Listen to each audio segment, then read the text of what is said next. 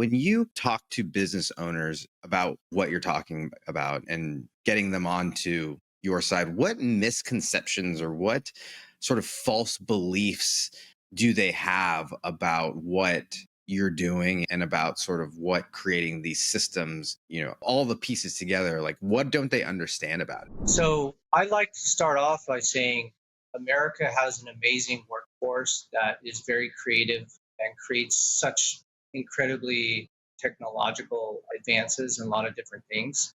But the concept that people that are on the other side of an ocean or continent are less smart than them or not as capable is completely false.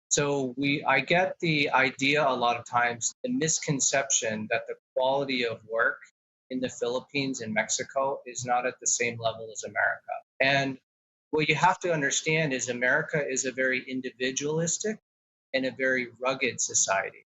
We're tough. There's something about the American business culture that is very entrepreneurial and willing to take risks. The Asian market is more collective. They do what's best for a large group of people. Mexico's somewhere in the middle. So you can have a creative, very amazing risk and design team in the United States, but they're not the same people that are going to do repetitive tasks over and over to such a high level of degree. It's just two different workforces. But if you put the workforces together, you can create amazing things. We could not create Apple iPhones all in America because of this concept. Counting, and it goes all across industries. So the misconception that once the work leaves these shores is going to be of less quality should be by now, removed, but it's still there. And so I have to often tell people that the services I provide just creates a system of compliance and high level of execution that is repeatable and scalable. Yeah, I have a mentor who is a big proponent of, international talent. And what he also said, which I think makes a lot of sense and perhaps could add, I'd love to get your take on it, is that you mentioned America being rugged and that certain countries or certain areas, certain in communities exhibit and index higher on certain traits, right? And he found that certain areas were better at a certain skill set and other areas excelled at other things. Is that something that your thoughts on saying, going to one area to get, web development and going to another area to get creative work? Like, is that something? What are your thoughts? Yeah, all day long. So you will never, an American can sell anything. We sell everything under the roof. We do it with a smile on our face all day, every day. But when's the last time you saw somebody in Japan, someone of Asian descent on a corner trying to sell you a car? It's different traits, different processes.